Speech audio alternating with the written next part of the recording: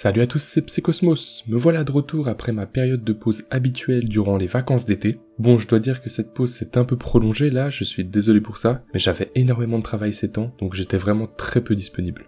Mais donc là, on est reparti pour une nouvelle saison où je vais vous proposer plein de vidéos. Comme vous allez le voir avec cette vidéo, le format de celle-ci change légèrement. Elles seront en général plus longues, mais avec un montage un peu moins développé. Ça me permettra donc de sortir des vidéos plus longues et de manière plus régulière, afin de vous plonger le plus possible dans l'univers que je cherche à vous transmettre. Et donc dans cette vidéo, je vais vous raconter le trip qu'un abonné a eu sous champignons hallucinogènes.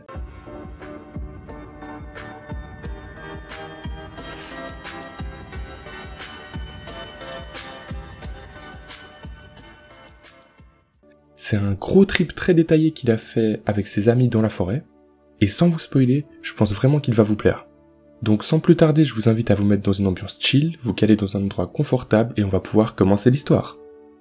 C'était en août 2020. Avec ma bande de potes, ça faisait pas mal de temps qu'on se disait qu'on devait se faire une soirée champignons dans les bois. Nous avions assez attendu, il était temps de franchir le cap.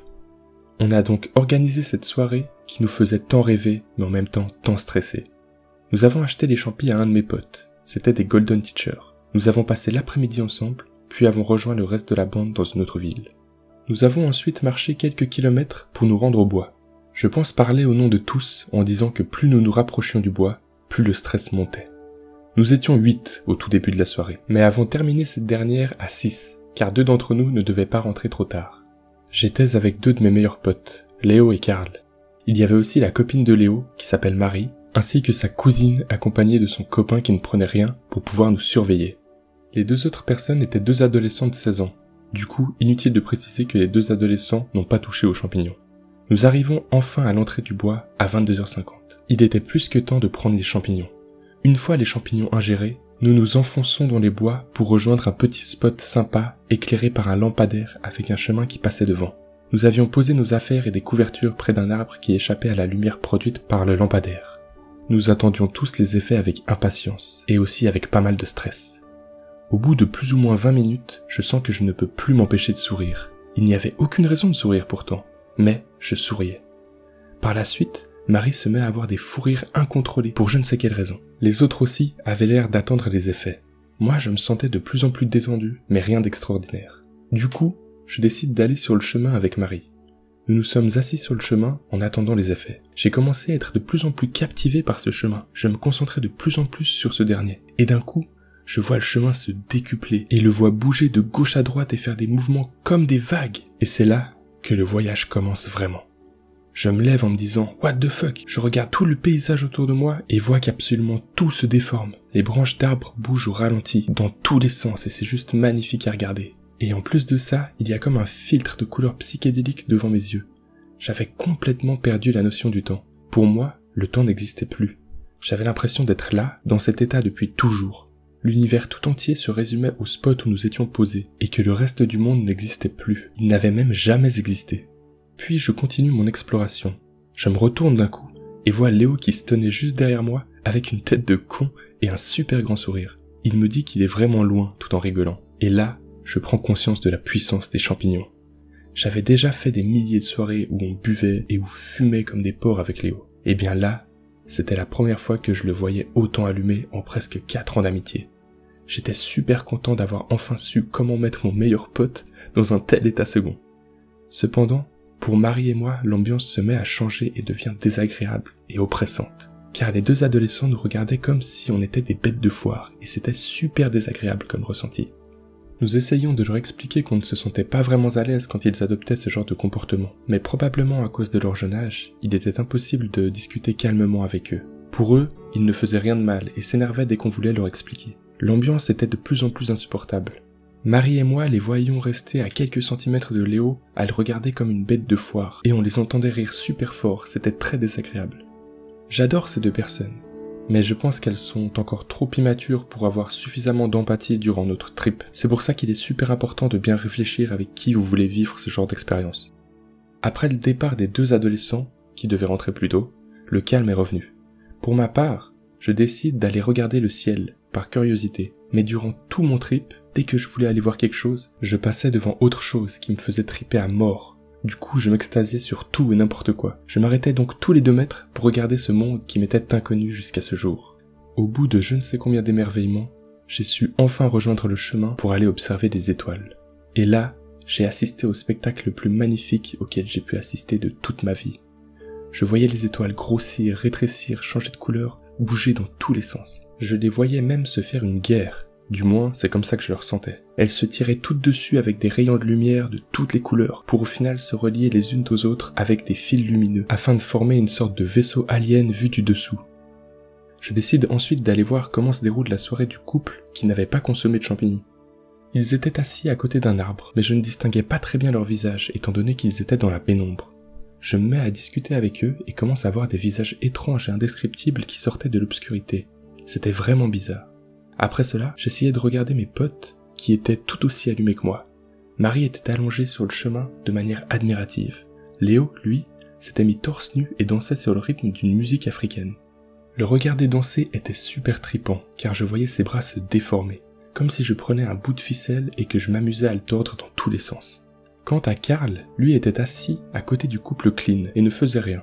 Il était halluciné par ce qu'il voyait, mais n'osait pas se lever et aller voir, car malheureusement pour lui, il était trop dans le contrôle et avait peur de paraître ridicule en découvrant cette nouvelle réalité. J'ai donc essayé de le mettre un peu plus à l'aise et de le rendre plus détendu en l'invitant à aller voir les étoiles avec moi. Mais il préférait rester dans son coin, du coup je suis parti voir les étoiles tout seul. En regardant les étoiles bouger dans tous les sens, je me suis dit, et si je fermais les yeux? Je m'y exécute, et là, je me suis vu encerclé par une dizaine d'immenses statues égyptiennes d'environ 15-20 mètres. Elles étaient toutes en cercle et tournaient autour de moi en dansant au ralenti. Nous étions noyés dans des vagues de couleurs qui bougeaient dans tous les sens, c'était juste dingue. Puis je décide de rouvrir les yeux et de rejoindre le reste du groupe qui était près de l'arbre. Je me suis allongé sur une couverture avec eux, j'ai fermé les yeux en me laissant transporter par la musique. J'ai vu des milliards de choses. Je voyais des choses qui se formaient puis se déformaient en d'autres choses. C'était incroyable. Il m'est par contre impossible de me rappeler de ce que je voyais exactement. Ensuite, j'ai décidé de regarder mon téléphone. Ma mère m'avait envoyé un message me demandant où j'étais. Pour ne pas l'inquiéter, j'ai voulu lui dire que j'étais simplement en train de me balader avec des potes. Sauf que c'était juste impossible pour moi d'écrire un message, car je voyais les lettres du clavier de mon téléphone changer de taille, bouger dans tous les sens, les lettres se mélangeaient entre elles. Du coup, j'ai commencé à stresser en me disant « Merde, ça y est, elle va capter que je suis défoncé et que je ne suis pas en état de répondre. » J'étais dans la paranoïa la plus totale. Finalement, c'est la cousine de Léo qui a répondu à ma place en disant que je me baladais en ville avec des potes.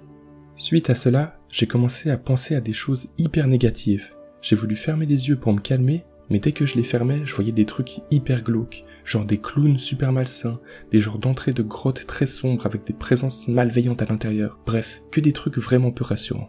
Je sens que je suis en train de partir en vrille et je commence vraiment à avoir peur. Je n'osais pas en parler aux autres pour ne pas les inquiéter, du coup, je devais gérer ça tout seul. Même si avec le recul, je me dis que j'aurais dû demander de l'aide, mais bon, je n'avais vraiment pas les idées claires. Je sens en plus que l'angoisse devient de plus en plus forte et je me dis que les effets doivent absolument cesser. Du coup, je me redresse. J'ouvre les yeux pour prendre un truc à manger dans mon sac dans le but d'atténuer les effets.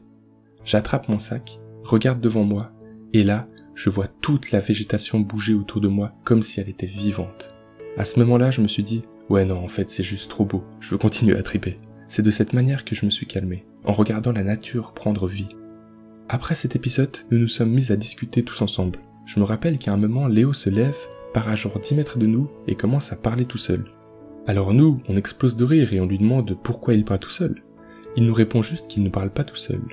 Mais par la suite, il nous a expliqué qu'il parlait à nous, mais sans se rendre compte qu'on était à 10 mètres de lui. Pour lui, on était juste à ses côtés. Je me rappelle aussi qu'à un moment, Karl se roulait une clope et je lui demande de me passer le matos pour m'en rouler une, moi aussi. Il me propose de m'en faire une, mais je lui dis que non, ça devrait aller. Et là, je le regarde rouler sa clope, et je me dis qu'en fait, je serais incapable de faire ça.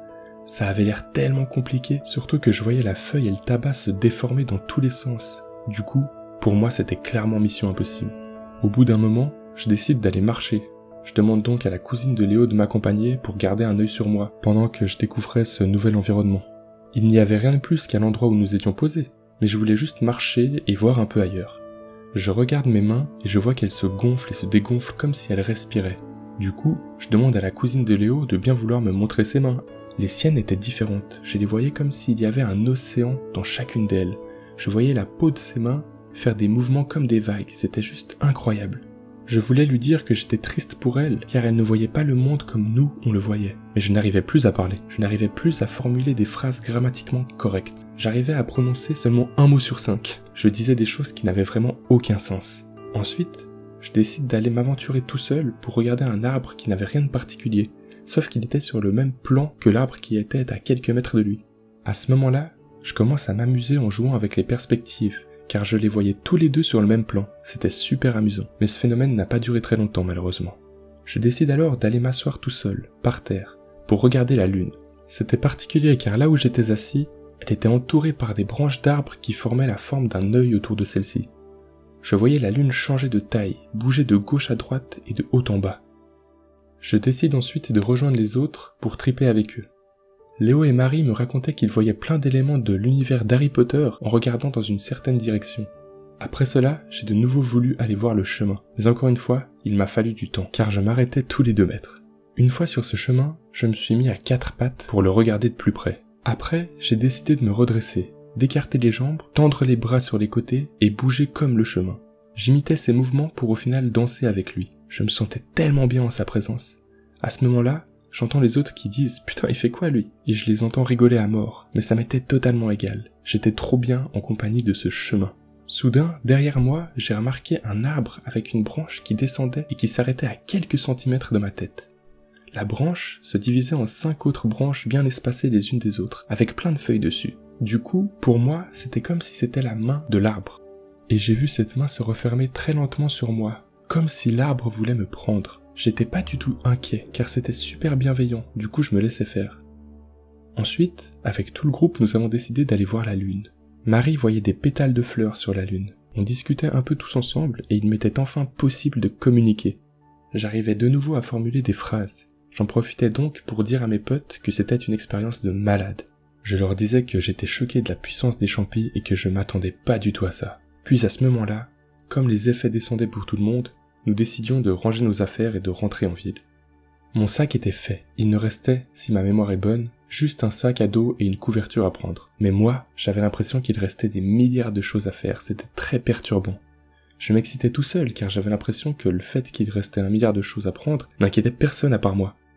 Puis une fois en route, nous avions un peu de marche pour sortir du bois. Nous profitions tous de la fin des effets en marchant vers la sortie du bois.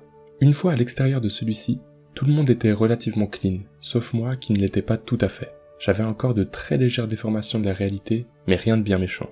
Une fois arrivé à la maison du couple qui nous avait surveillés, il était temps de leur dire au revoir et de leur remercier de tout notre cœur d'avoir gardé un œil sur nous. Je ne l'ai pas expliqué pendant ce récit, mais les deux ont été des guides spirituels géniaux. Je les en remercie encore.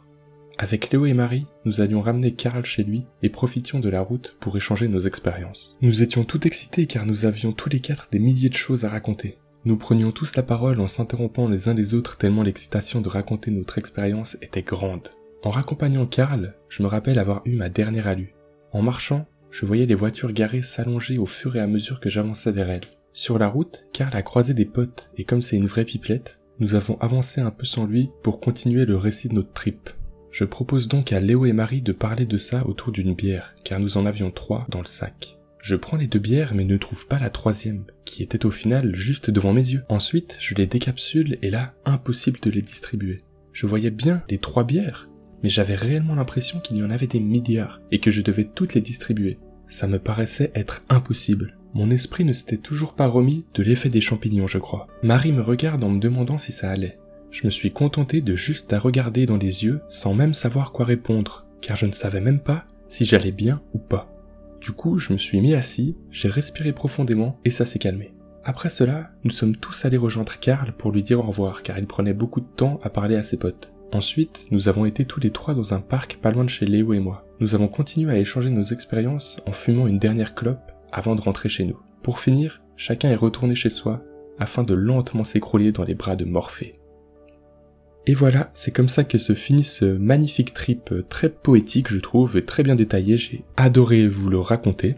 Et donc là, comme je vous ai dit précédemment, on est reparti pour une saison où je vais vous balancer plein de vidéos. Je pense que vous allez bien kiffer tout ce qui est prévu. Et sinon, comme d'habitude, si la vidéo t'a plu, n'hésite pas à liker, partager et t'abonner. Moi, c'est comme ça que je vois que ça vous plaît, ça me fait trop plaisir. Je vous invite aussi à commenter dans l'espace commentaire juste en dessous vos impressions par rapport à cette histoire, par rapport à la vidéo elle-même, etc., etc. Notamment pour le nouveau format, j'espère qu'il vous plaît. Pour moi, c'est vraiment plus intéressant de faire ça comme ça, parce que ça me permet vraiment de partager plus de contenu avec vous. Et c'est comme ça que je vais gentiment terminer cette vidéo. J'espère qu'elle vous a plu comme je l'ai dit avant, et je vous dis à très bientôt pour une prochaine vidéo. Alors à plus les potes!